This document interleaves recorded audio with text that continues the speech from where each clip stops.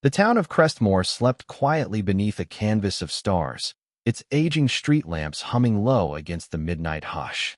Rows of modest homes lined cracked sidewalks, trees bent by years of wind and storm, and the air hung heavy with the scent of spring rain clinging to dust. It was the kind of town where neighbors waved, where children biked past screen doors left ajar, and where secrets festered just beneath the surface, ignored out of habit. Officers Brent Mallory and Sean Harker patrolled these streets with the kind of entitlement born not of duty, but of dominance. For more than a decade, they had ruled Crestmore's police department like kings in a forgotten kingdom, feared, protected, and unchecked. They bullied the weak, laughed off complaints, and covered their tracks with forged reports and brotherhood silence. They believed in the power of their badges more than the oath they had sworn to uphold. Then came the night they stopped Malik Jennings. Malik was 16, lanky, quick to smile. Born and raised on Brookline Street, he knew every pothole and every porch light. He rode his bike past the same houses every day, waved at Miss Eloise who always sat on her stoop with her cat, and often helped Mr. Kaufman carry groceries when his arthritis flared. Crestmore was his whole world, until the flashing red and blue lights shattered it. The stop started with a spotlight to the eyes. "Off your bike," Mallory barked. Malik squinted, confused. "What did I do?" he asked. No answer, just another barked command. Harker's hand hovered near his belt. Malik, his heart thudding wildly in his chest, raised his hands slowly in the air.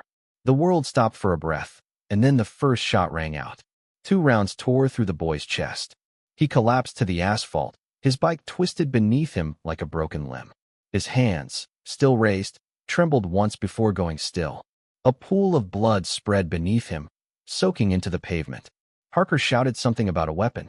There wasn't one. There never was. No witnesses. Just silence. The report wrote itself.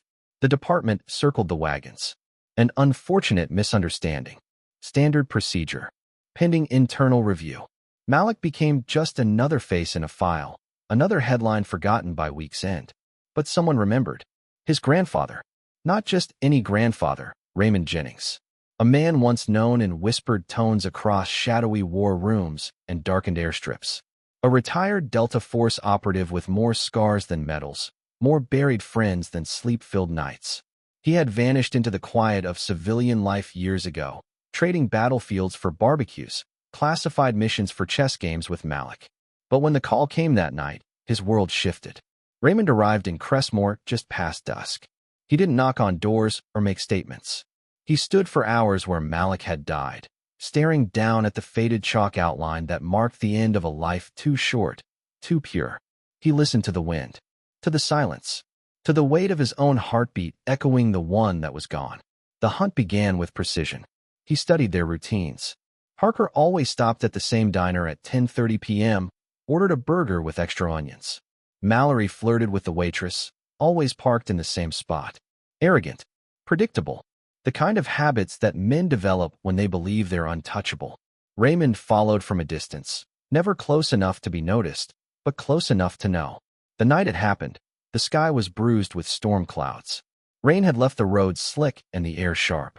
Harker and Mallory's cruiser idled at a red light on Hanover Street.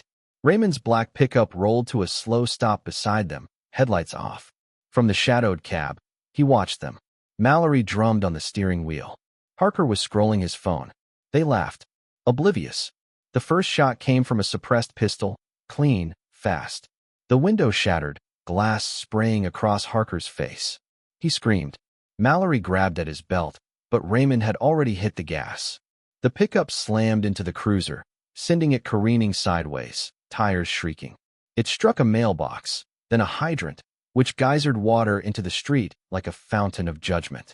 Raymond was out of the truck before the debris hit the ground. Mallory stumbled from the driver's side, gun half raised. A knee to the solar plexus knocked him back. Another to the ribs dropped him like a sack of bricks. Raymond's movements were poetry born from violence, fluid, exact, relentless. Harker clawed for the radio.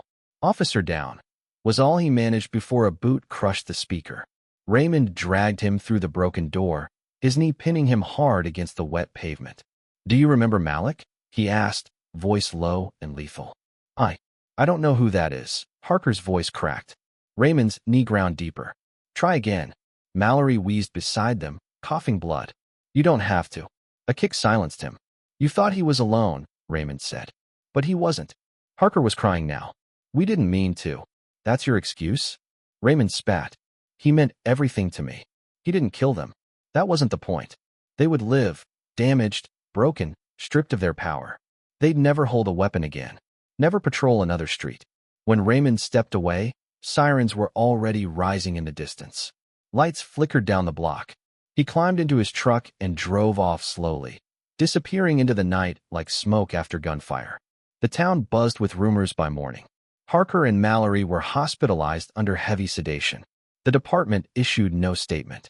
Locals whispered about justice, about ghosts, about the old man with the soldier's stare. Raymond didn't leave town. He drove until the lights faded behind him, parking beneath a dying street lamp 20 miles out. The photograph in his hand was frayed, Malik in a superhero cape, missing teeth, his smile a lighthouse in the dark. Raymond's fingers trembled as he traced the edges. There was no peace, only space where love used to live. Then came the headlights. Too many, too fast. Black SUVs boxed him in, gravel crunching beneath heavy tires.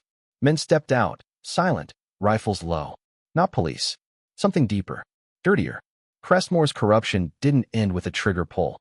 It ran roots into powerful places where Malik's death was just a detail, an inconvenience. The leader stepped forward. Tall, scarred, a smirk curling beneath a lit cigarette. You thought this was finished, old man? Raymond stood tall. No fear, just bone-deep resolve. He moved first. Gunfire tore through the silence. Raymond's bullets found targets, his body moving with the discipline of a ghost trained to kill. He took 2 down, then 3. A 4th screamed as a round shattered his leg. Raymond was hit in the side, burning, but not slowing. Each shot was a name, each breath a memory. The scarred man raised a shotgun. Raymond took the blast across the shoulder, spun and dropped. Blood soaked his chest. He rose anyway. You already lost, he growled. One final shot. The scarred man fell. Smoke and blood and silence. Raymond crawled to the truck. His hands found the photo. Malik's smile, now stained red. He held it to his chest, sank to the ground. Beneath the flickering light, he smiled. Not the weary one, but real. As if, just for a moment, Malik was riding his bike past the window, laughing. That's how they found him. Kneeling. Silent. Gone. No statement could clean it up. No press release could rewrite what the town now knew. Legends outlive the men who make them.